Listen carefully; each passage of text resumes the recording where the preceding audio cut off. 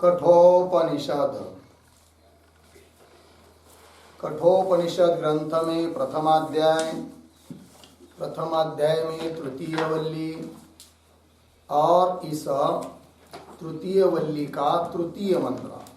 ठीक है, तो इस तृतीय मंत्र की जो अवतरणिका है उसका विचार कल हम लोगों ने किया था।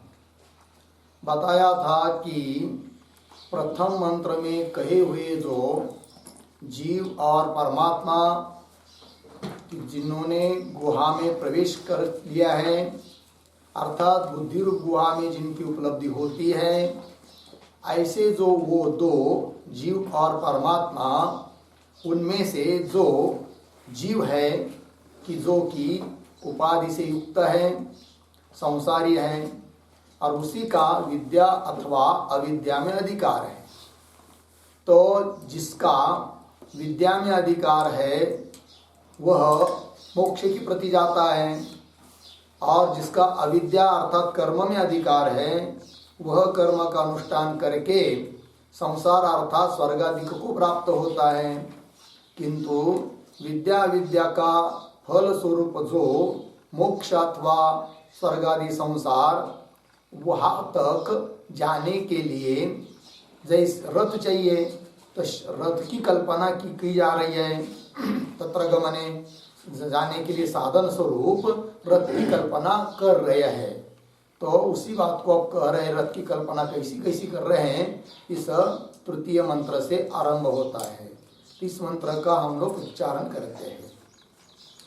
आत्मानं रथिनं विद्धि, आत्मानं रथिनं विद्धि, शरीरं रथमेव च, शरीरं रथमेव च, बुद्धिं तु सारथिं विद्धि, बुद्धिं तु सारथिं विद्धि, मनः प्रग्रहमेव च, मनः प्रग्रहमेव च। आत्मानं रथिनं विद्धि, शरीरं रथमेव च, बुद्धिं तु सारथिं विद्धि, मनः प्रग्रहमेव च। आत्मानं रथिनं विद्धि, शरीरं रथम एव तु, बुद्धिं तु सारथिं विद्धि, मनः प्रग्रहम् एव च। अन्वय। आत्मानं रथिनं विद्धि,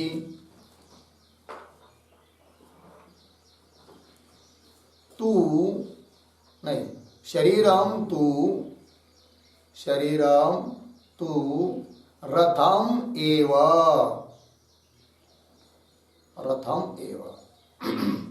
नीचे की पंक्ति सरल है।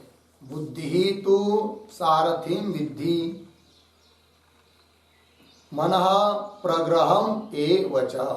ठीक है, तो क्या है भाई, देखो भाई, तो आत्मानं रथिनं विद्धि, जैसे रथ हुआ तो रथ में बहुत सारी चीजें होती है। जैसा एक रथी होता है और एक सारथी होता है और एक लगाम होता है, घोड़े होते हैं, घोड़े को चलने के लिए मार्ग होता है, गंतव्य स्थान होता है, ये सब बात होती है। उस प्रकार यहाँ पर रथी कौन है, अर्थात रथ का स्वामी कौन है, तो बता रहे आत्मानं रथिनं विद्धि, आत्मा को रथी समझो। रथी मतलब रथ का स्वामी समझो। आत्मानं मतलब जीवात्मा लेना है, क्योंकि अवतरणिका में ही कह चुके हैं। तो आत्मा शब्द से जीवात्मा।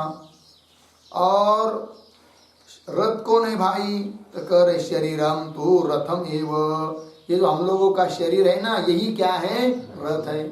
और इस शरीर में बैठा हुआ जो आत्मा, बुद्धि गुहा में बैठा हुआ जीवात्मा, वो हो गया रथी, रथ का स्वामी। फिर सारथी, तो कह रहे बुद्धिं तु सारथिं विद्धि, और बुद्धि यही क्या है जी, सारथी। सारथी किसको कहते हैं, रथ चलाने वाले को। तो रथ चला, ये शरीर रूप रथ को चलाने वाला सारथी कौन है, बुद्धि है। ठीक। और मनः प्रग्रहम्, प्रग्रह शब्द का अर्थ होता है लगाम, तो लगाम कौन है, मन। ठीक है, फिर घोड़े कौन है, तो आगे के मंत्र में आएगा ये सब बात बाकी की। तो चलिए, तो इस मंत्र का अर्थ लिख लेंगे। और अवतरणिका के रूप में एक वाक्य भी लिख लेते हैं।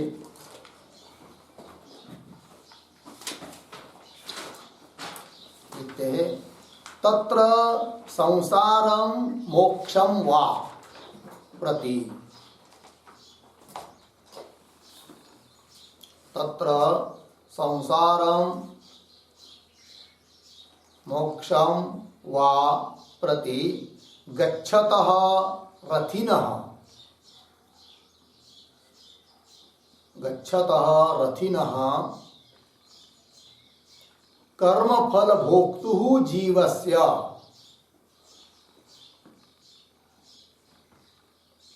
कर्मफल भोक्तुः जीवस्य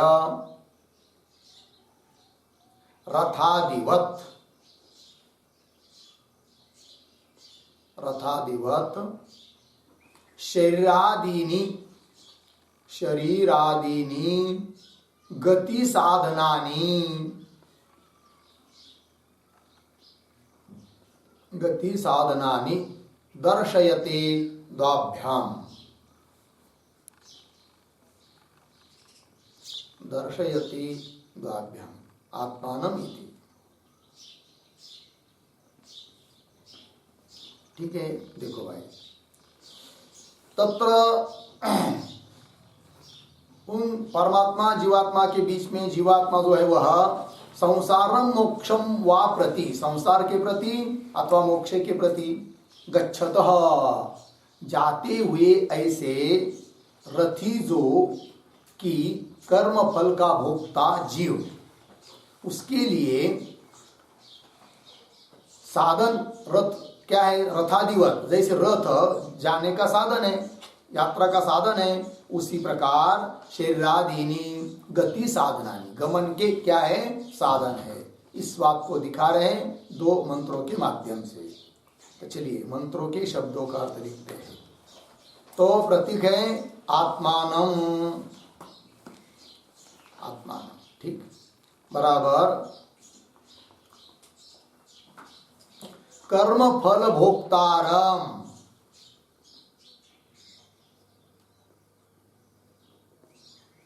कर्म फल भोक्तारम त्वं पदार्थम, त्वं पदार्थम संसारिणम जीवम, संसारिणम जीवम। ठीक, आगे प्रतीक रथिनम, रथिनम बराबर रथेन, रथेन संसार मोक्षयोः, संसार मोक्षयोः गंतारम, गंतारम रथ स्वामिनम,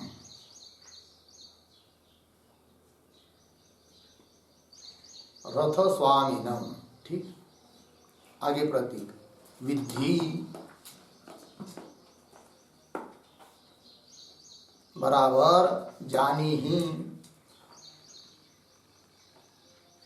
जानी। आगे प्रतीक शरीरम तु, शरीरम तो बराबर देहम च, देहम च। ये प्रतीक है रथम एव, रथम एव बराबर रथम इव गति साधनम,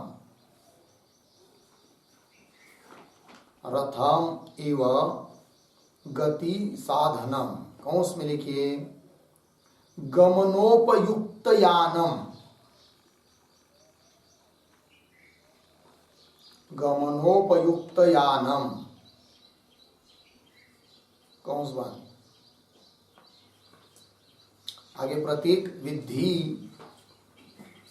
बराबर जानी ही, जानी। आगे प्रतीक है बुद्धिम तु,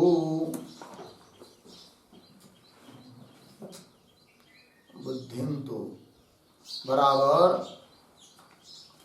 अध्यवसाय रूपाम,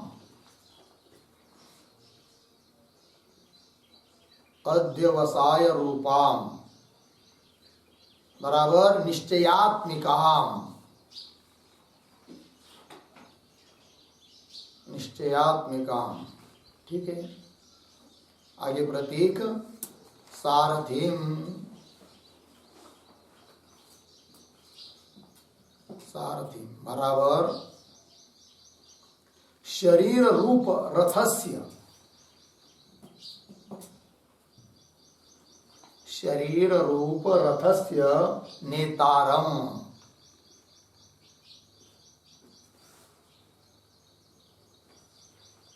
ठीक है, शरीर रूप रथस्य नेतारम।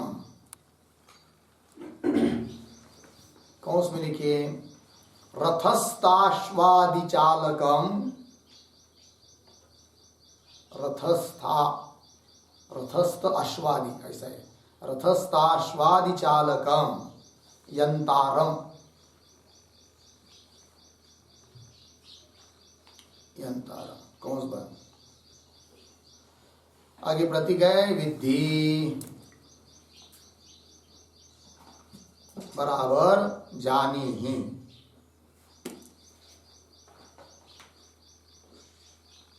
आगे प्रतीक है मनः बराबर संकल्प विकल्पात्मकम,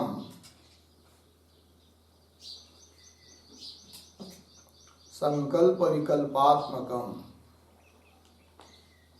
आगे प्रतीक है प्रग्रहम एव, प्रग्रहम एव बराबर रशनाम एव, रशनाम एव। ठीक, रशनाम एव। आगे प्रतीक च बराबर विद्धि इति, विद्धि इति क्रिया अनुकर्षणार्थ, क्रिया अनुकर्षणार्थ चकार।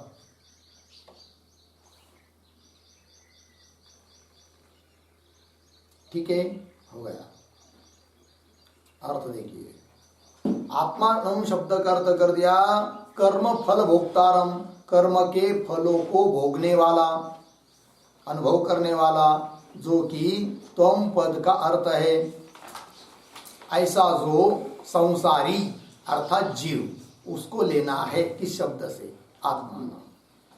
तो अब वह क्या है आत्मा, तो कर रहे रथिनम, अर्थात जीव हुआ रथी, रथ का स्वामी।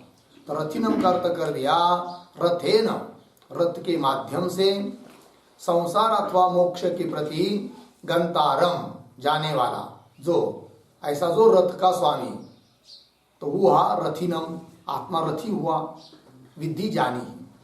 और रथ कौन है भाई फिर, तो शरीरम, शरीरम अर्थात देह, ये रथ है।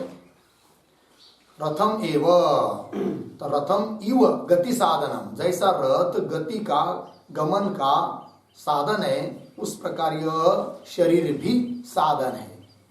कहा जाने के लिए, संसार क्यों मोक्ष। यदि आदमी यहाँ से संसार को जाना चाहेगा, संसार को भी जा सकता है, स्वर्ग आदि को, और यदि मोक्ष प्राप्त करना चाहता है तो मोक्ष भी प्राप्त कर सकता है। इसलिए दोनों का साधन हुआ यह रथ, शरीर रूपी रथ। आगे चलिए, तो बुद्धिंतु, बुद्धि, फिर सारथी कौन है उसको बता रहे हैं, अध्यवसाय रूपाम, अध्यवसाय कहते निश्चय, तो निश्चयात्मिका जो बुद्धि वृत्ति है, बुद्धि, वह है सारथी। ठीक है ना, सारथी के हाथ में होता है रथ चलाना और कहाँ ले जाना।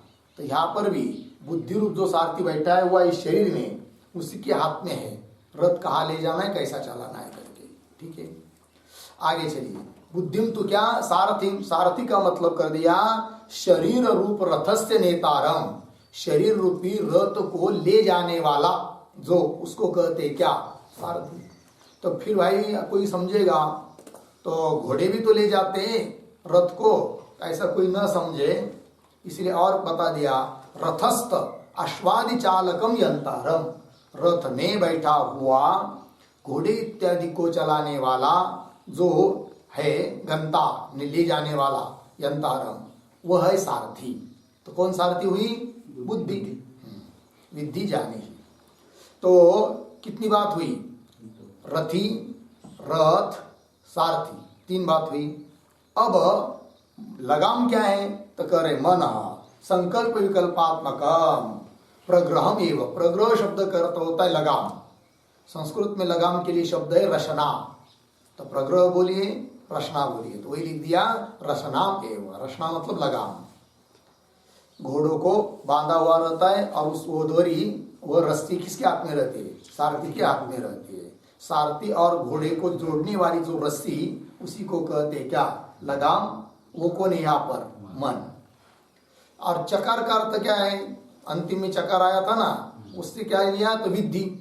मतलब विद्धि इस क्रियापद का पुनः अनुकर्षण, अनुवृत्ति ले आने के लिए चकार शब्द आया है। क्रिया अनुकर्षणार्थ चकार हो गया। चलिए सरल है। तो अब भाष्य में देखेंगे। तत्र, मिला पंक्ति? तत्र तम आत्मानं ऋतपम संसारिणम रथिनम रथस्वामिनम विद्धि जाने। ठीक है, सरल है। देखिए पुनः, तत्र तम आत्मानं। तो आत्मानं तो प्रतीक है। तो आत्मानं शब्द से क्या लेना? तो भाष्यकार लिख रहे हैं आत्मानं शब्द का अर्थ ऋतपम। ऋतपम शब्द का अर्थ है भोक्तारम। क्योंकि ऋत शब्द का अर्थ कल गया था, कल है परसों, कर्म का फल, और प मतलब पान करने वाला अर्थात भोक्ता। तो ऋतपम शब्द का अर्थ होता है भोक्तारम। तो भोगने वाला, भोक्ता कौन है? जीव ही है। तो वही, ठीक है। तत्र तम आत्मानम मतलब प्रथम मंत्र में कहे हुए जो आत्मा, उनमें से तम आत्मानम, कौन आत्मा लेना है फिर? ऋतपम। संसारिणम, संसारी कौन होता है? जीव ही है। ईश्वर संसारी नहीं है। कर्तृत्व भोक्तृत्व आदि धर्म को अपने में समझने वाला जो, उसी को कहते क्या? संसारी अर्थात जीवम। ऋतपम संसारिणम, ये आत्मा हुआ। क्या है वो इस प्रकार का संसारी भोक्ता रूप आत्मा? तो कह रहे रथिनम, प्रतीक है। तो रथिनम का अर्थ कर रहे रथ स्वामीनम विद्धि। रथिनम का अर्थ कर दिया रथ स्वामीनम, उसको रथ का स्वामी मानो। रथ स्वामीनम मतलब क्या? तो एक उसके ऊपर एक शब्द, उसका अर्थ शब्द रथ तादात्म्याभिमानिनम, यह अर्थ है उसका। रथ तादात्म्याभिमानिनम।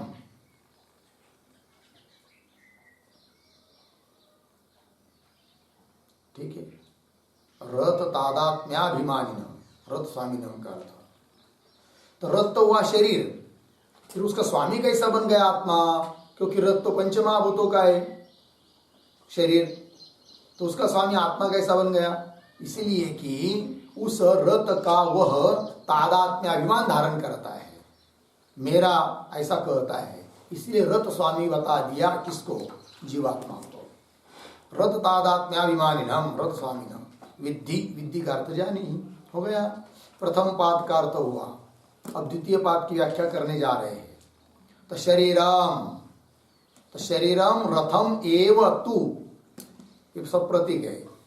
तो बता रहे हैं रथ बद्ध हयस्थानीयैहि इंद्रियैहि आकृष्यमाणत्वात् शरीरस्य।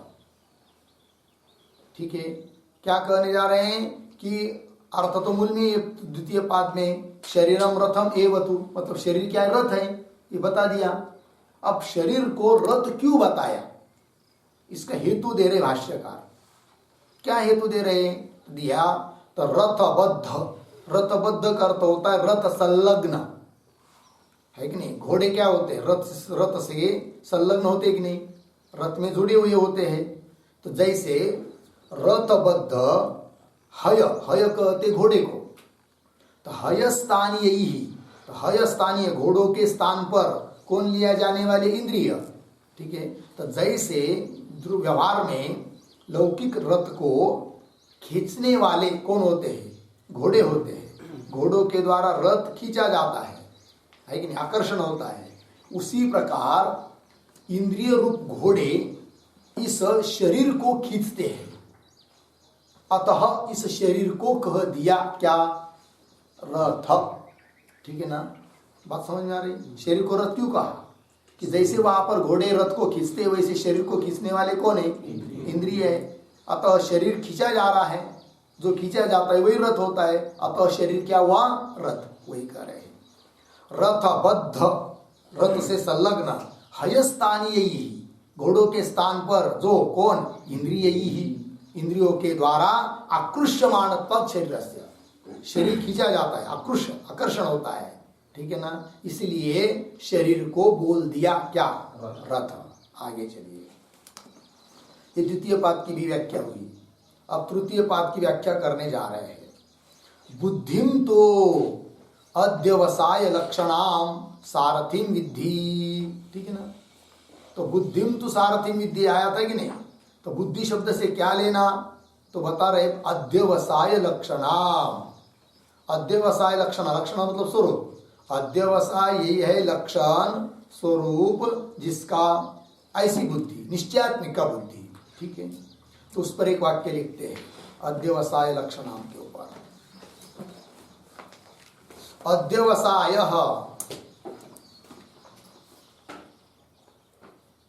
अध्यवसाय बराबर निश्चय, निश्चय। आगे लक्षणम, लक्षणम बराबर स्वरूपम, स्वरूपम। यस्याह सा ताम इत्यर्थ। हो गया, अर्थ समझ लेते हैं। अध्यवसाय का अर्थ कर दिया निश्चय, लक्षण शब्द का अर्थ है स्वरूप।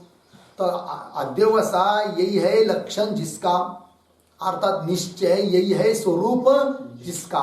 सा, सा अध्यवसाय लक्षणा, इसी पद में चलना है। सा अध्यवसाय लक्षणा, बुद्धि है वो, अध्यवसाय लक्षणा सा।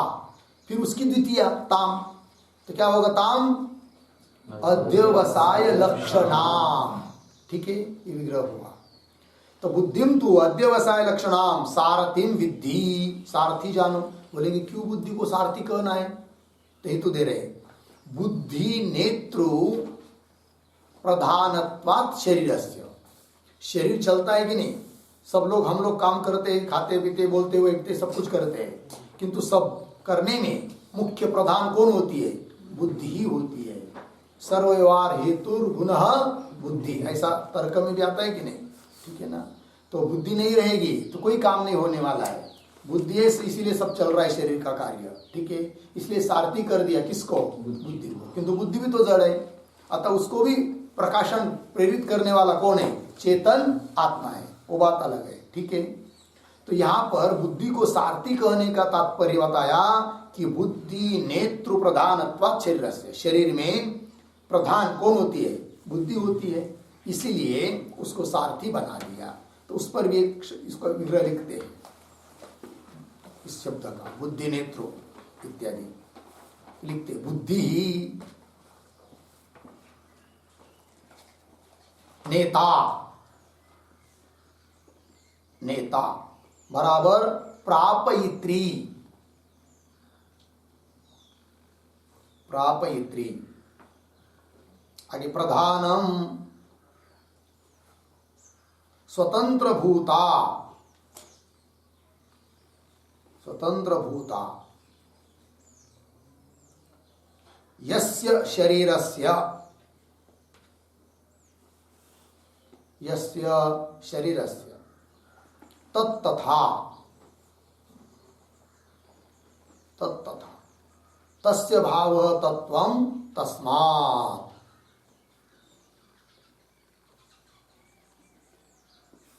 तस्य भावः तत्वं तस्मात्। अर्थ देखिए, बुद्धि नेता, नेता का अर्थ कर दिया प्रापयित्री, पहुंचाने वाली बुद्धि है। तो ऐसी जो प्रापयित्री पहुंचाने वाली बुद्धि वही है प्रधान, मुख्य, स्वतंत्र भूता। यस्य शरीर से, जिस शरीर के, शरीर में सबसे प्रधान और पहुंचाने वाली मुख्य कौन है?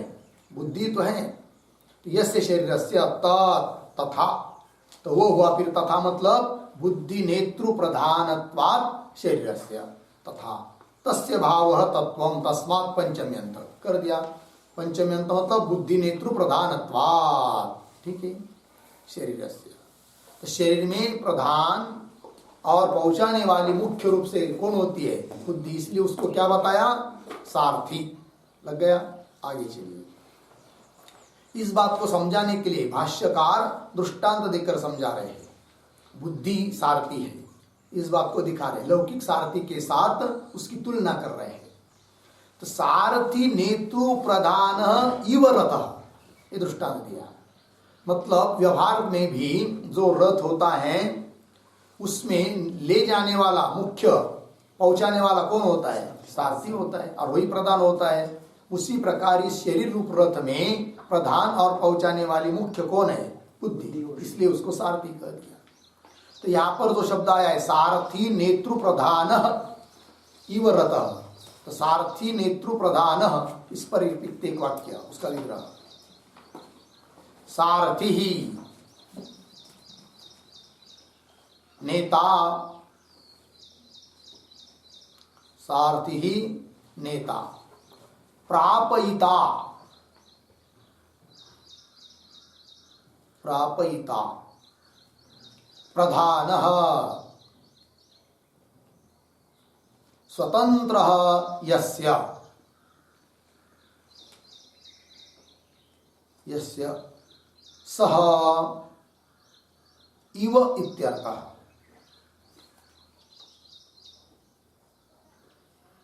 ठीक, सह इव इत्यर्थ। अर्थ देखिए, सारथी नेता, नेता का अर्थ कर दिया प्रापयिता, पहुंचाने वाला। सारथी पहुंचाने वाला होता है, ऐसा होता है वो। और प्रधान होता है मुख्य, स्वतंत्र होता है। तो सारथी नेता प्रापयिता प्रधान स्वतंत्र यस्य, यस्य रथस्य, सह रथः इव, उस रथ की तरह। मूल में आया ना, सारथी नेतृ प्रधान इव रथ। सारथी है नेता प्रधान, जिस रथ में ऐसा जैसा व्यवहार का रथ होता है उसी प्रकार बुद्धि है ले जाने वाली मुख्य, जिस रथ में ऐसा यह रथ हुआ शरीर रूपी रथ, और उसमें सारथी हुई बुद्धि। हो गया? चलिए उसी का स्पष्टीकरण कर रहे हैं। और देखिए, सर्वम ही देहगतम कार्यम बुद्धि कर्तव्यम एव प्रायेण, पूर्ण विराम। कैसा पढ़ेंगे इस वाक्य को? सर्वम ही देहगतम कार्यम प्रायेण बुद्धि कर्तव्यम एव। ठीक है, सर्वम ही देहगतम कार्यम, देहगत मतलब देह में विद्यमान, देह में होने वाले जितने भी कार्य है, खाना पीना बैठना उठना चलना फिरना पढ़ना लिखना सोना आदि आदि करके जितना भी कार्य देह के हो रहे हैं वो सब प्रायेण, प्रायः बुद्धि कर्तव्यमेव, बुद्धि के द्वारा ही किए हुए रहते हैं। बुद्धि नहीं रहेगी तो कुछ समझ में नहीं आएगा। बुद्धि सबसे मुख्य है कि नहीं? चलिए, इसलिए बुद्धि को सारथी बना दिया। फिर चलिए अब मंत्र के अंतिम पाद की व्याख्या करने जा रहे भाष्यकार। तो मनः, मनः तो प्रतीक है, उसका अर्थ कर रहे हैं संकल्प विकल्पादि लक्षणम प्रग्रहम, प्रग्रहम का अर्थ कर रहे हैं रसनाम विद्धि। प्रग्रहम प्रतीक, उसका अर्थ रसनाम विद्धि हो गया। अर्थ को देखिए, मन को प्रग्रह बताया, प्रग्रह अर्थात रचना, रचना अर्थात लगाम। ठीक है ना? क्योंकि इंद्रिय और बुद्धि इन दोनों को जोड़ने वाला यहां पर भी लगाम है कौन? मन। और उस मन का स्वरूप क्या है? संकल्प विकल्प आदि लक्षणम, संकल्प विकल्प करना यही है लक्षण स्वरूप जिसका, ऐसा यह मन। और वो हो गया क्या? लगाम। तो भाई संकल्प किसको कहते हैं, विकल्प किसको कहते हैं? तो उस पर एक वाक्य लिखते हैं, संकल्प विकल्प आदि लक्षण इसके ऊपर। इदम एवं करिष्ये,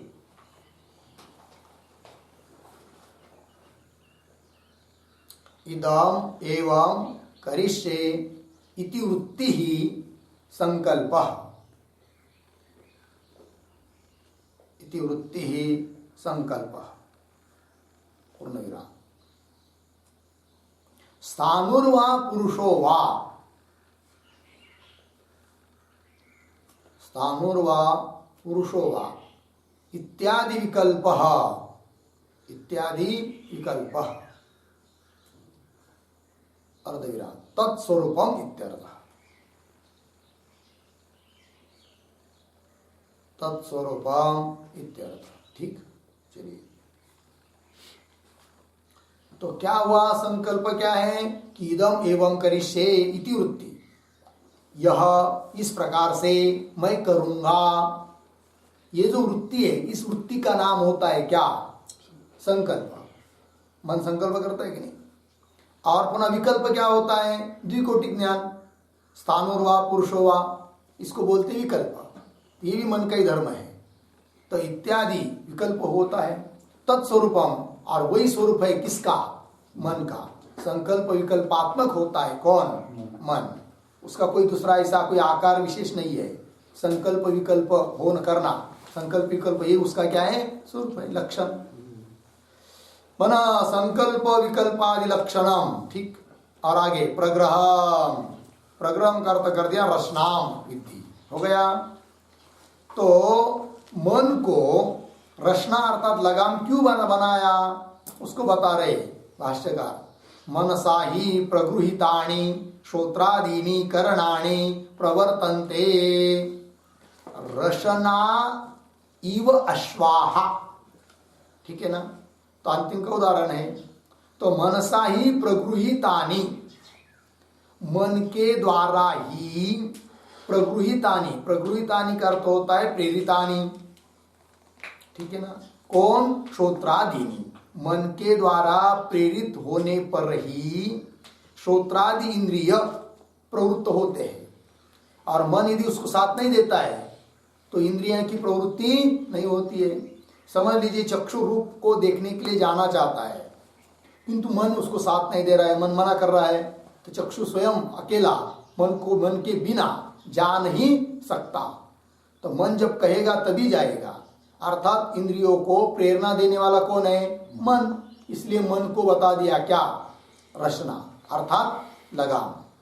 तो मनसा ही प्रगृहितानि प्रेरितानि कौन? श्रोत्रादीनि करणानि, श्रोत्रादि इंद्रिया, करण कहते इंद्रियों को, प्रवर्तन्ते प्रवृत्त होते। किसकी तरह? उदाहरण दिया रचना इव अश्वाह, जैसे घोड़े को प्रेरित करने के लिए है कि नहीं, घोड़ों को संकेत देने के लिए होती है कौन? रचना, उसकी तरह। ठीक है ना? तो अंतिम का तो शब्द है ना रचना, रचनया इव अश्वाह, तो उस पर एक वाक्य यथा सूत्रेण, यथा सूत्रेण अश्वाः आकृष्यन्ते, अश्वाः आकृष्यन्ते तद्वत् इत्यर्थः, तद्वत् इत्यर्थः। ठीक है? यथा जिस प्रकार सूत्र के द्वारा, सूत्र मतलब वही रस्सी, उसके द्वारा अश्वाह आकृष्यन्ते, घोड़े को खींचा जाता है, प्रेरित किया जाता है, सब कुछ संकेत दिया जाता है, घोड़े भी समझ जाते हैं, है कि नहीं? तद्वत् रशनया इव अश्वाह, इसकी व्याख्या हो गया। ये हुआ भाई तृतीय मंत्र। अब आगे चलते हैं, चतुर्थ मंत्र का उच्चारण करते हैं, जिसमें रथ का ही रूपक कुछ बचा हुआ बताने वाले हैं। तो उच्चारण इंद्रियाणि हयानाहुर, इंद्रियाणि हयानाहुर गोचरान् विषयास्तेषु गोचरान् आत्मेन्द्रिय मनोयुक्तम् आत्मेन्द्रियमनोयुक्तं भोक्तेत्याहुर्मनीषिणः भोक्तेत्याहुर्मनीषिणः इन्द्रियाणि हयानाहुर्विषयांस्तेषु गोचरान् आत्मेन्द्रियमनोयुक्तं भोक्तेत्याहुर्मनीषिणः इंद्रियाणि हयान अहुः विषया विषयान तेषु गोचरान आत्मेन्द्रिय मन संमनोयुक्तम भोक्ता इति अहुः मनीषिणः। अन्वय मनीषिणः इंद्रियाणि हयान अहुः। ठीक, हयान अहुः। आगे तेषु गोचरान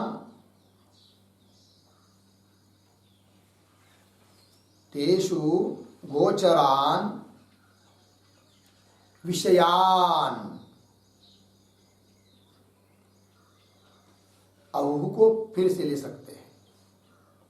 फिर नीचे नीचे की पंक्ति सरल है।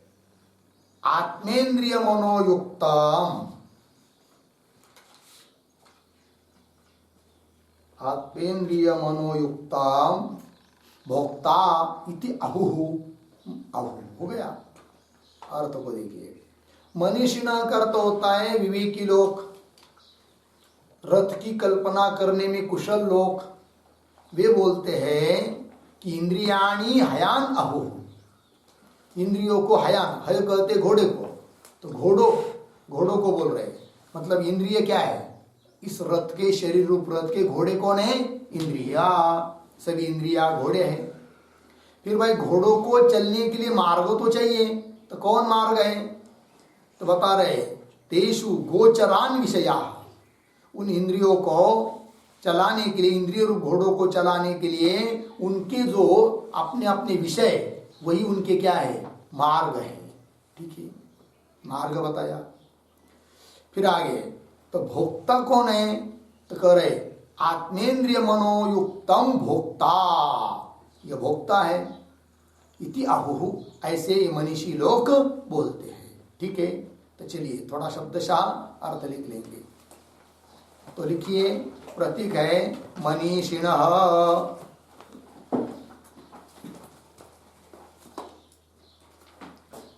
मनीषिणः बराबर विवेकिनः, विवेकिनः। कौंस में लिखिए, शरीरादिषु रथत्वादि कल्पना कुशलाः, शरीरादिषु रथत्वादि कल्पना कुशलाः विद्वांसः, विद्वांसः। ठीक, आगे प्रतीक इंद्रियाणि, इंद्रियाणि बराबर चक्षुरादि बाह्य करणानि,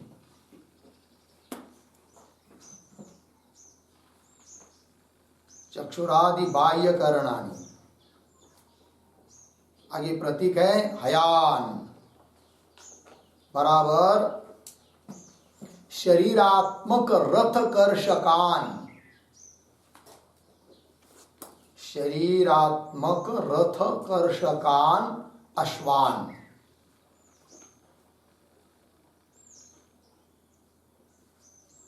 आगे प्रतीक अहुः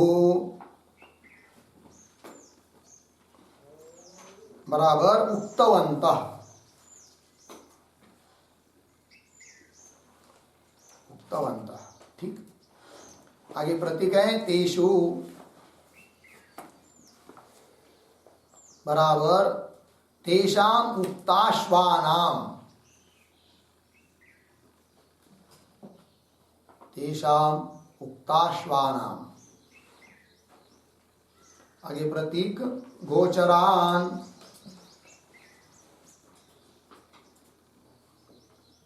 गोचरान बराबर प्रचरण मार्ग स्थानीयान, प्रचरण मार्ग स्थानीयान, कौंस में लिखिए हयत्वेन कल्पितानाम, हयत्वेन कल्पितानाम इंद्रियाणाम मार्गान, इंद्रियाणाम मार्गान, कौंस बंद। आगे प्रतीक विषयान बराबर रूपाद्यात्मकान,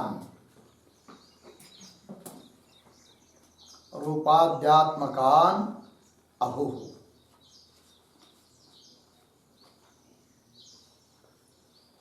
हो गया पूर्ण विराम। आगे कौंस में लिखिए रथ स्वामित्वेन उक्तस्य,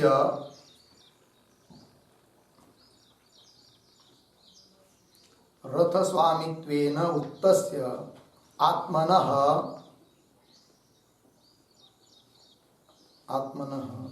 औपाधिकम एव, औपाधिकम एव भोक्तृत्वम्,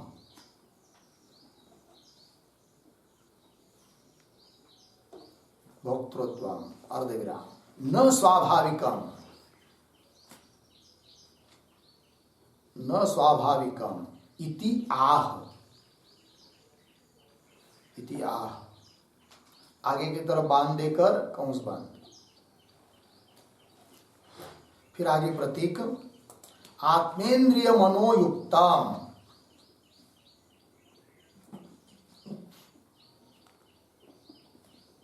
आत्मेन्द्रिय मनोयुक्तम बराबर देहेन्द्रिय मनोभिः,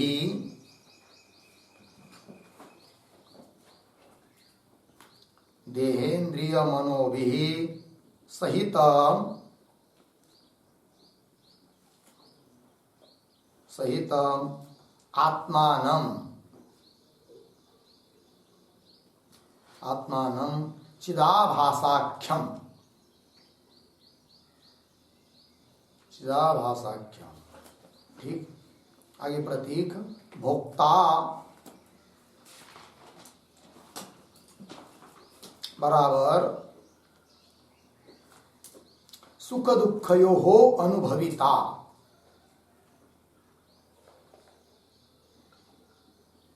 सुख दुःखयोः अनुभविता। ठीक, आगे प्रतीक इति बराबर एवं, इति बराबर एवं। आगे प्रतीक है अहो बराबर उक्तवन्तः,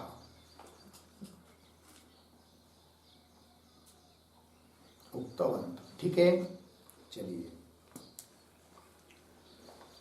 तो अर्थ को देखिए भाई। मनीषिणः इसका अर्थ कर दिया विवेकिनः, विवेकी लोग, मतलब और स्पष्ट कर दिया शरीरादिषु रथत्वादि कल्पना कुशलाः, शरीरादिक में रथ की कल्पना करने में जो अत्यंत कुशल है, दक्ष है, ऐसे विद्वान लोग मनीषिणः।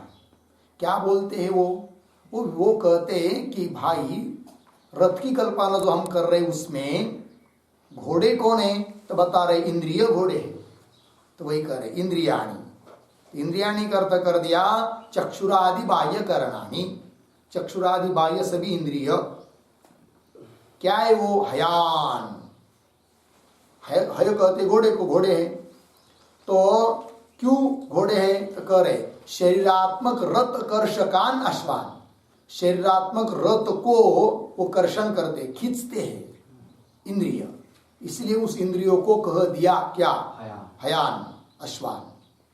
अहु उक्तवंत कहते हैं। फिर आगे तेषु गोचरान, तेषु मतलब तेषाम उक्ताश्वानाम, अभी जो कहे हुए अश्व है उन अश्वों के लिए मार्ग क्या है भाई?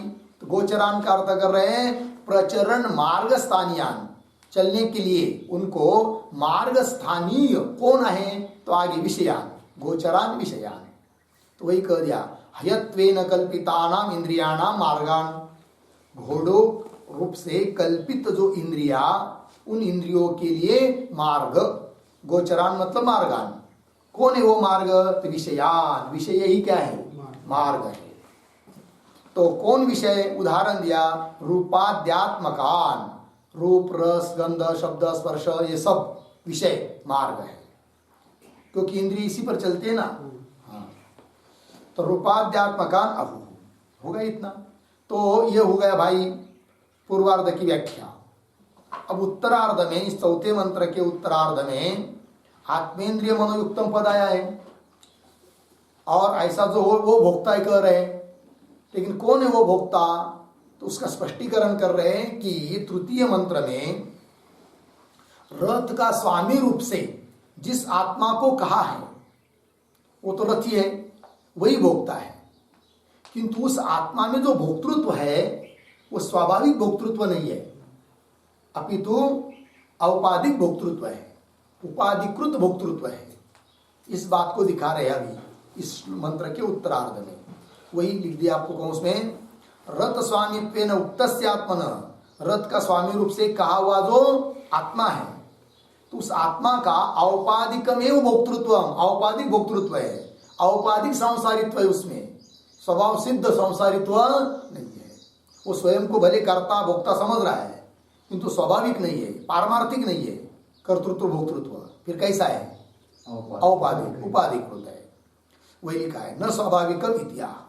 तो वही करें आगे आत्मेंद्रिय मनोयुक्तम, आत्मा शब्द से यहाँ पर अर्थ लिया है देह, इंद्रिय सॉरी देह शरीर, ठीक है ना, इसलिए अर्थ किया इस पद का, आत्मेंद्रिय मनोयुक्तम इस पद का अर्थ किया देहेंद्रिय मनोभि सहितम, देह इंद्रिय मन इत्यादि को के सहित जो आत्मा, कौन आत्मा, चिदाभासाख्यम, चिदाभास स्वरूप आत्मा अर्थात जीवात्मा, वो भोक्ता है, वही रति है, किंतु उसमें भोक्तृत्व उपाधिकृत है, स्वभाव सिद्ध नहीं है। भोक्ता शब्द का अर्थ कर दिया सुख दुख यो अनुभविता, सुख दुख इत्यादि को अनुभव करने वाला जो होता है वही भोक्ता है, अनुभविता।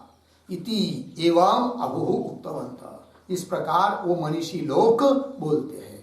होगा इतना। चलिए अब भाष्य में इंद्रियाणी मिला पंक्ति, इंद्रियाणी प्रतीक है, उसका अर्थ कर दिया चक्षुरादीनी, आगे हयान आहु, आगे रत कल्पना कुशला, शरीर रथाकर्षण सामान्यात पूर्ण विराम, थोड़ा अन्वय करेंगे तो बीच में एक शब्द आया है रथ कल्पना कुशलाहा, फिर शुरू से पीछे इंद्रियाणी चक्षुरादीनी हयान अहु, फिर आगे शरीर रथ आकर्षण सामान्य, ठीक है। अर्थ को देखिए तो रथ कल्पना कुशला, रथ की कल्पना करने में जो अत्यंत कुशल लोग हैं वे लोग, ठीक है।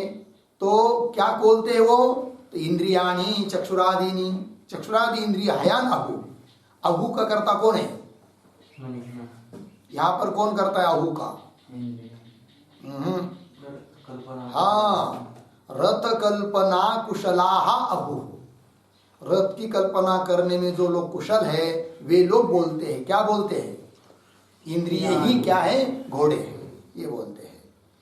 क्यों, हेतु दे रहे, शरीर रथ आकर्षण सामान्य, ठीक है ना, मतलब क्या, तो आकर्षण रूप जो धर्म है, खींचना रूप जो धर्म है, तो घोड़ों का धर्म है, और उसी प्रकार का धर्म इंद्रियों में दिखाई दे रहा है, इसलिए इंद्रियों को कह दिया क्या, घोड़े, ठीक है। तो जो शब्द आया है कि नहीं अंतिम में शरीर रथाकर्षण सामान्य, उसका अर्थ लिखिए आकर्षणम हय धर्म, तत्सामान्यात् इत्यर्थः। आकर्षणम हय धर्मः तत्सामान्यात् इत्यर्थः। आकर्षण खींचना यह रथ घोड़ों का धर्म है, और उस तत्सामान्यात् उसी धर्म वाले है कौन? इंद्रिय। इसलिए इंद्रियों को कह दिया क्या? घोड़े।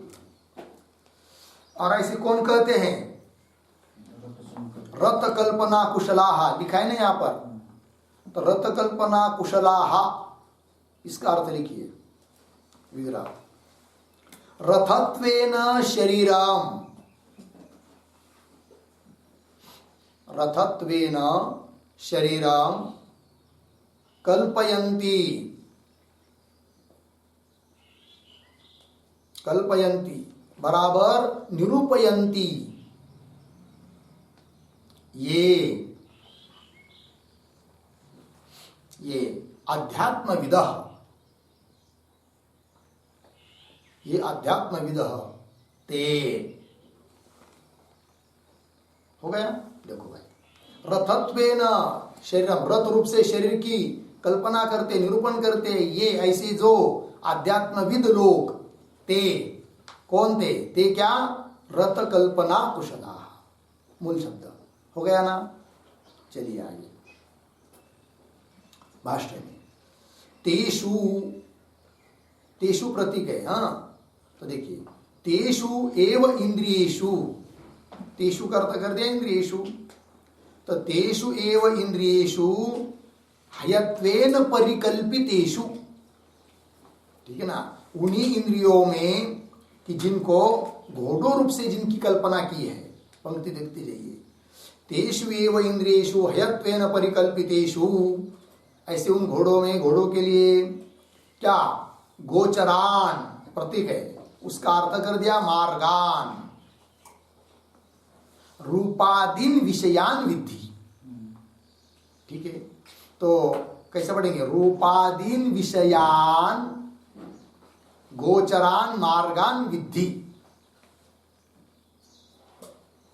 रूपादि विषयों को उन घोड़ों के लिए मार्ग समझिए। तो रूपादि, आदि शब्द से स्पर्श, शब्द, रस, गंध, ये सब विषय आएंगे, ठीक है? अब आगे चलते हैं। अब रथ का स्वामी रूप से पूर्वार्ध की व्याख्या हो गई, मंत्र की पूर्वार्ध की। उत्तरार्ध की व्याख्या करने जा रहे भाष्यकार। तो पीछे के मंत्र में रथ का स्वामी रूप से जिस आत्मा को बताया है, वह आत्मा जो भोक्ता है, उसमें भोक्तृत्व तो स्वाभाविक नहीं है, अपितु औपाधिक है। इस बात को बताने जा रहे हैं।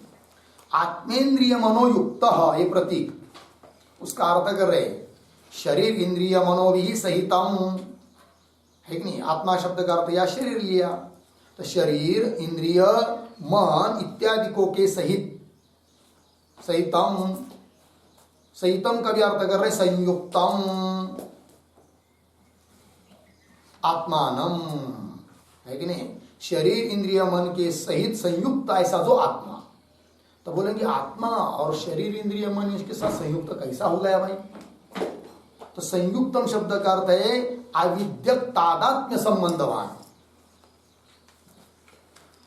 शरीर इंद्रियों के साथ आत्मा का जो संबंध है, संयुक्तता है, वो कौन सा संबंध है? अविद्यक तादात्म्य संबंधवान।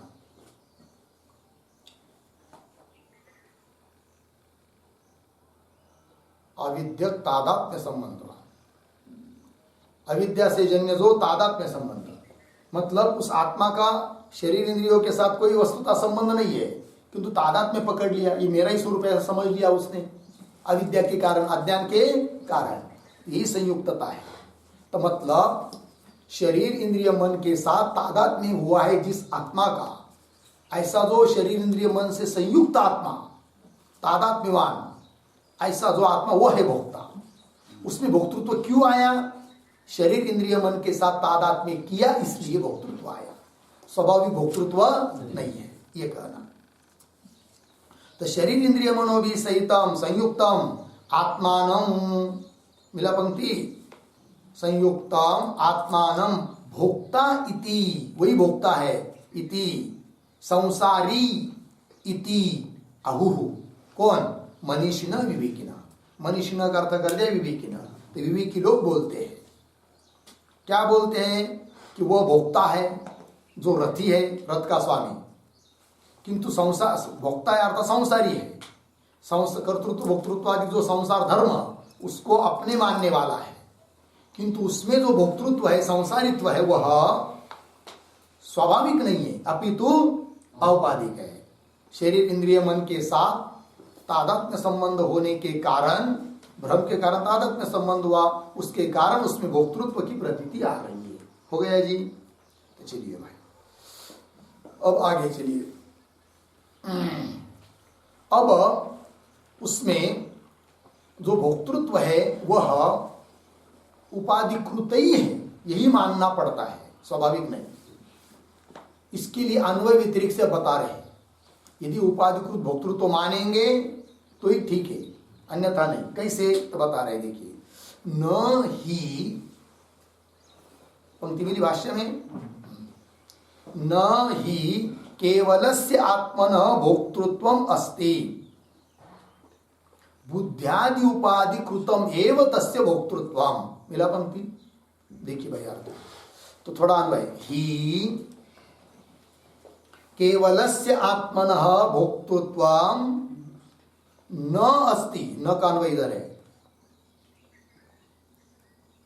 फिर आगे सरल है, बुद्ध्यादि उपाधिकृतम एव तस्य भोक्तृत्वम। ही नाम ये तो ही, क्योंकि केवलस्य आत्मनः, आत्मनः का विशेषण दिया केवलस्य, और केवलस्य का अर्थ लिखिए निरुपाधिकस्य।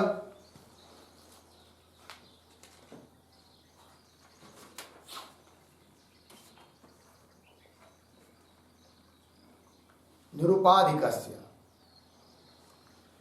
उसका भी अर्थ करेंगे उपाधि अपरिछिन्नस्य इत्यर्थः।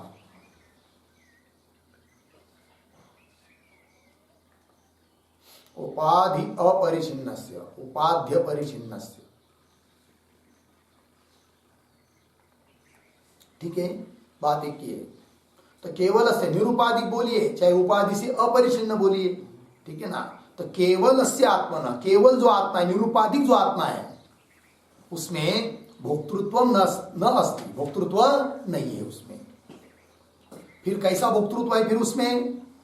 तो बुद्ध्यादि उपाधिकृतम एव तस्य भोक्तृत्वम, बुद्ध्यादि उपाधि के माध्यम से ही तस्य आत्मनः भोक्तृत्वम, आत्मा में भोक्तृत्व की प्रतीति हो रही। क्यों? बुद्ध्यादि उपाधि लगने के कारण। स्वाभाविक भोक्तृत्व उसमें नहीं है, बुद्ध्यादि उपाधि सब हट गई, हट जाएगी, उसमें भोक्तृत्व है नहीं। मठाकाशी नाम आकाश को आ गया, क्यों? मठ उपाधि लग गई, इसलिए। मठ उपाधि को नहीं लेंगे तो उसको मठाकाशी नाम भी नहीं आएगा। उसी प्रकार अब बोलेंगे भाई ये जो आप कह रहे हो उस आत्मा में भोक्तृत्व उपाधिकृत है, निरुपाधिक आत्मा में भोक्तृत्व नहीं है, ये जो कह रहे हैं इसके लिए क्या प्रमाण? तो भाष्यकार प्रमाण दे रहे, तथा च श्रुत्यंतरम, अन्य श्रुति का उदाहरण मतलब प्रमाण दे रहे हैं। कौन है वो श्रुति? कह रहे तथा च श्रुत्यंतरम केवलस्य अभोक्तृत्वम एव दर्शयति, ठीक है ना। श्रुत्यंतर मतलब अन्य श्रुति भी केवलस्य अभोक्तृत्वम एव दर्शयति, केवलस्य, केवलस्य का अर्थ लिख दिया है आपको, निरुपाधिकस्य अभोक्तृत्वम एव दर्शयति, अभोक्तृत्व उसमें है, भोक्तृत्व नहीं है। निरुपाधिक आत्मा में क्या है? भोक्तृत्व है क्या अभोक्तृत्व है? अभोक्तृत्व है, असंसारित्व है, अभोक्तृत्व है। उसी बात को दिखा रही है श्रुति, अन्य श्रुति। कौन वो श्रुति है? तो दे रहे हैं, ध्यायतीव लेलायतीव बृहदारण्यक उपनिषद 4:3-7 इत्यादि। तो ध्यायतीव लेलायतीव कौन? आत्मा। ध्यायतीव का अर्थ होता है ध्यान करता हुआ सा। समझ लीजिए कोई ध्यान में बैठ गया, समाधि लगा रहा है, ध्यान कर रहा है, यद्यपि आत्मा तो क्या ध्यान भी नहीं करता, कुछ नहीं, वो ध्यानातीत है, उपाधिकृत ध्यान कर्तृत्व उसमें है। इसलिए कह दिया ध्यायति इव, ध्यान करता हुआ सा है कौन? आत्मा। लेलायति व, लेलायति मतलब चेष्टा करना, क्रिया करना, तो लेलायति इव जैसा कि चेष्टा करता हुआ सा, जसा की जणू चेष्टाच करू राहिला, जैसा कि ध्यान करू राहिला कौन? आत्मा, ऐसा प्रतीत होता है। ठीक, ध्यायति इव, लेलायति इव इत्यादि हो गया इतना। तो क्या सिद्ध किया अभी तक के चिंतन के अनुसार? उस आत्मा में संसारित्व अर्थात भोक्तृत्व उपाधिकृत है, स्वाभाविक नहीं है। अब कोई कहेगा समझ लीजिए उस रथी स्वरूप आत्मा में, जीवात्मा में भोक्तृत्व रूप धर्म, कर्तृत्व भोक्तृत्वादि धर्म संसारित्व स्वाभाविक मानेंगे तो और क्या होगा? तो बता रहे यदि स्वाभाविक मानेंगे तो और आपत्ति आएगी। एक तो इस श्रुति को विरोध आएगा, लीला ध्यायति व लीलायति व, और वो बता रहे देखिए एवं मिला, एवं च सती वक्षमाणा रथ कल्पनया वैष्णवस्य पदस्य आत्मतया प्रतिपत्ति ही उपपद्यते न अन्यथा। क्यों? स्वभावानतिक्रमात्। ठीक है जी, ध्यान दीजिए। तो इसी उपनिषद में आगे एक श्रुति आने वाली है, इसी वल्ली में 9 नंबर की श्रुति। विज्ञान सारथी यस्तु मनः प्रग्रहवान् नरः स्वोद्वनः परमाप्नोति तद विष्णोः परमं पदम। ये श्रुति आने वाली है। यदि उस रथी स्वरूप आत्मा में औपाधिक भोक्तृत्व नहीं मानेंगे, ठीक, तो उस जीवात्मा को उस 90वें मंत्र में जो कहा है कि उस आत्मा को वैष्णव पद की प्राप्ति होती है, वो नहीं हो पाएगी। बात समझ में आ रही क्या? यदि आत्मा में स्वाभाविक भोक्तृत्व मानेंगे, उपाधिकृत नहीं मानेंगे, तब क्या होगा? उस वैष्णव पद की प्राप्ति उसको नहीं हो पाएगी। क्यों? हेतु दे रहे यहां पर, इसलिए उसमें मानना है भोक्तृत्व कैसा? औपाधिक। और औपाधिक भोक्तृत्व मानेंगे तो 90वें मंत्र में जो कहा है उसको वैष्णव पद की प्राप्ति होती है, उसमें कोई दिक्कत नहीं आती है। उसको कह रहे देखिए,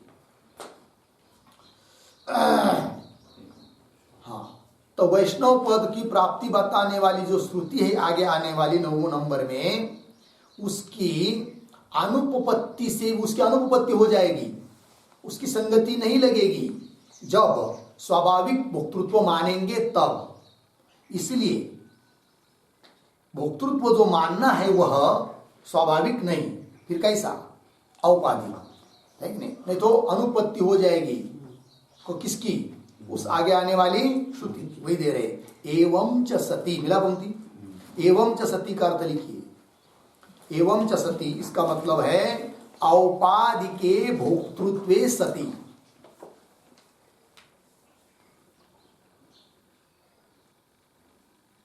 औपाधिके भोक्तृत्वे सती। तो देखिए भाई, मत अर्थ क्या हुआ? औपाधिक भोक्तृत्व मानने पर ही, ये उसका अर्थ है सती सप्तमी। ठीक है ना? औपाधिक मतलब उपाधिकृत। तो पंक्ति देखिए, एवं सती वक्षमाणा, वक्षमाणा मतलब आगे आने वाली 9 नंबर में कौन श्रुति हो? रथ कल्पनया, रथ कल्पना के माध्यम से वैष्णवस्य पदस्य, वैष्णव पद, वैष्णव पद मतलब ब्रह्म पद है कि नहीं?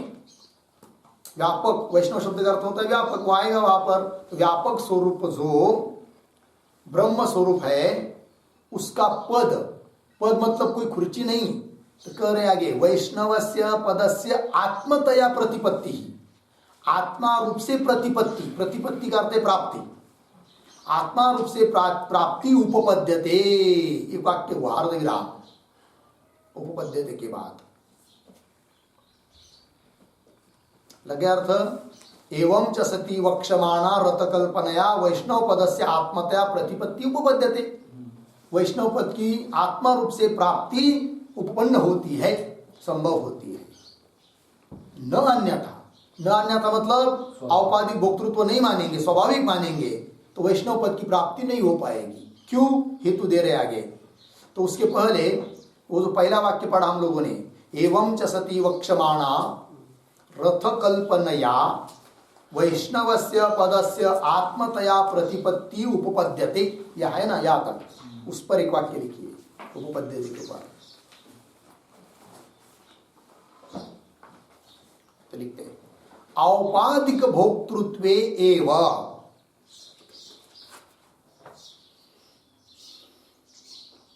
औपाधिक भोक्तृत्वे एव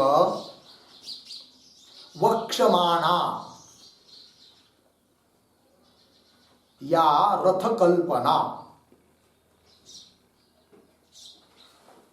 वक्षमाणा या रथ कल्पना। आगे उद्धरण चिन्ह में लीजिए, विज्ञान सारथी यह, विज्ञान सारथी ही यह, उद्धरण चिन्ह 1। और कौंस में लिखिए कठो क 1-3-9, क मतलब कठोपनिषद 1-3-9 कौंस बंद। आगे इत्यादिना तया वैष्णव पदस्य, वैष्णव पदस्य बराबर व्यापकस्य आत्मनः, व्यापकस्य आत्मनः प्रत्यक अभिन्नत्वेन,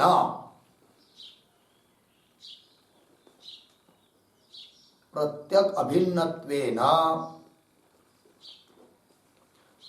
प्रतिपत्ति बराबर प्राप्ति बराबर अवस्थानम उपपद्यते, उपपद्यते इत्यर्थ हो गया। अर्थ को देखिए, औपाधिक भोक्तृत्व एवं, औपाधिक उपाधिकृत भोक्तृत्व मानेंगे तब ही वक्षमान जो रथ कल्पना है आगे आने वाली, विज्ञान सारथीय 1-3-9 में इत्यादि ना तया वैष्णव पदस्य अर्थात व्यापकस्य आत्मन, व्यापक जो आत्मा उसका प्रत्यग अभिन्नत्वेन, वही मेरा प्रत्येक आत्मा है, इस रूप से प्रतिपत्ति मतलब प्राप्ति, अवस्थान, स्थिति उपपन्न होती है। कब?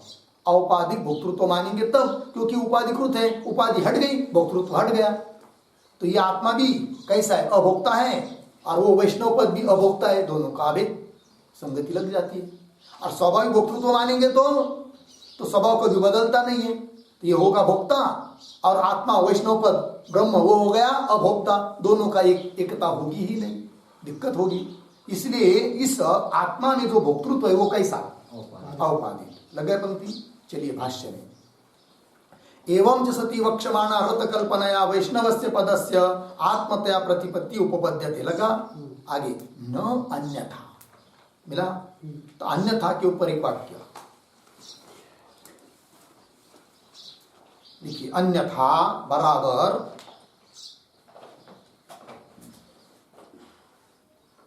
अन्यथा बराबर संसारित्वस्य,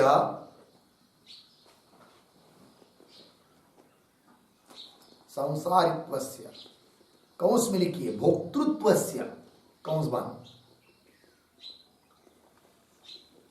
कौंस बंद, स्वाभाविकत्वे, स्वाभाविकत्वे अर्धविराम वैष्णव पदस्य, वैष्णव पदस्य बराबर व्यापकस्य ब्रह्मणः,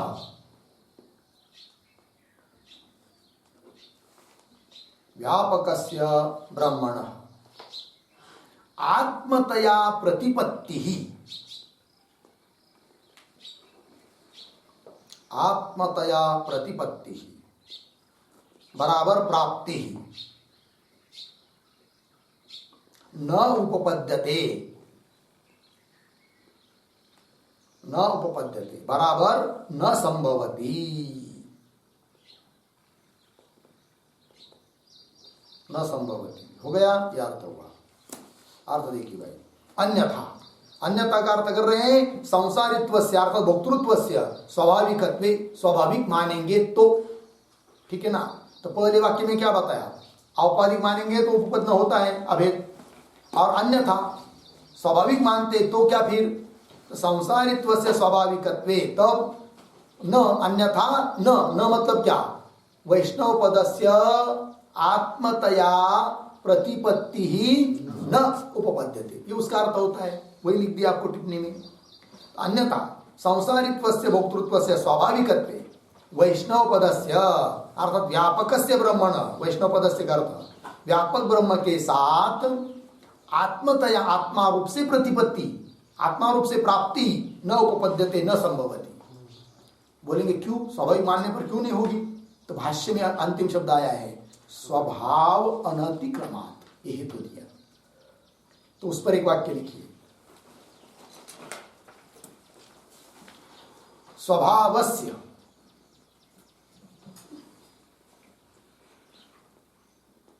स्वभावस्य पारमार्थिकस्य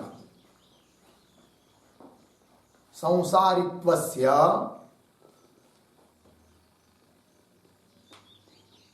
संसारित्वस्य,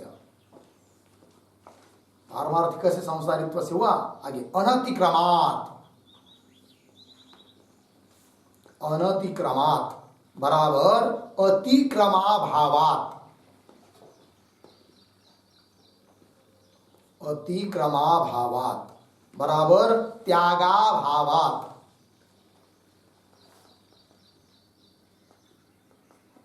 त्यागाभावात् असंसारी वैष्णव पद प्राप्ति ही, असंसारी वैष्णव पद प्राप्ति ही न भवति इत्यर्थः, न भवति इत्यर्थः। ठीक, चलिए भाई अर्थ को समझ लेंगे। तो स्वभावस्य अनतिक्रमात्, ये लिखा है कि नहीं मूल में, स्वभाव अनतिक्रमात्, उसका विग्रह कर दिया स्वभावस्य अनतिक्रमात्। अब आप उस आत्मा में भोक्तृत्व कैसा मान रहे हैं, स्वाभाविक मतलब पारमार्थिक, और जो स्वभाव सिद्ध होता है वह उसका त्याग किया जा सकता है क्या, नहीं। तो आत्मा तो भोक्ता हुआ, और जिसको प्राप्त करना है वैष्णव पद को, ब्रह्म पद को, वो कैसा है, अभोक्ता, असंसारी। तो असंसारी के साथ संसारी जीव का आत्मा रूप से अभेद कैसा होगा, फिर नहीं होगा। अरे कब दिक्कत आ रही है, जब इस आत्मा में स्वाभाविक भोक्तृत्व मानते हैं तब, अतः स्वाभाविक भोक्तृत्व नहीं है, औपाधिकृत है, और उपाधिकृत है, और उपाधिकृत मानेंगे तब उस वैष्णव पद की प्राप्ति के लिए कोई दिक्कत नहीं है, वही लिखा। स्वभावस्य पारमार्थिकस्य संसारित्वस्य, पारमार्थिक संसारित्व यदि मानते हो स्वाभाविक, तो अनतिक्रम मतलब अतिक्रम अभाव, अतिक्रमण कर नहीं सकते उसका, मतलब त्याग नहीं कर सकते, त्यागाभावा, और त्याग नहीं कर पाओगे तो असंसारी ऐसा जो वैष्णव पद उसकी प्राप्ति न भवती। इसलिए सिद्ध हुआ कि रथी स्वरूप जो आत्मा जीवात्मा, उसमें जो भोक्तृत्व है वह स्वभाव सिद्ध नहीं है, अपितु औपाधिक है। उसी बात को श्रुति ने उत्तरार्ध में कहा, आत्मेन्द्रिय मनोयुक्तम भोक्ता इति आहु। हो गया जी, ये हुआ चौथे मंत्र का भाष्य पूरा। आगे का विचार कल करते हैं। ओम पूर्णमदः पूर्णमिदं पूर्णात् पूर्णमुदच्यते पूर्णस्य पूर्णमादाय पूर्णमेवावशिष्यते।